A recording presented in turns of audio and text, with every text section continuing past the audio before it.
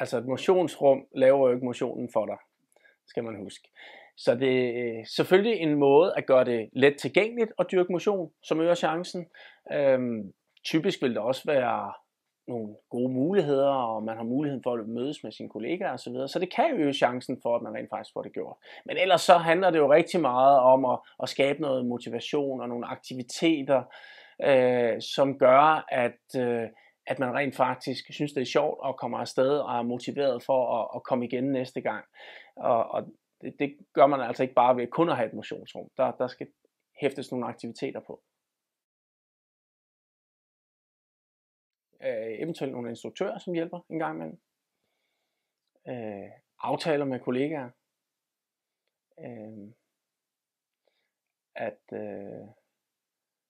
At man har et mål med sin træning.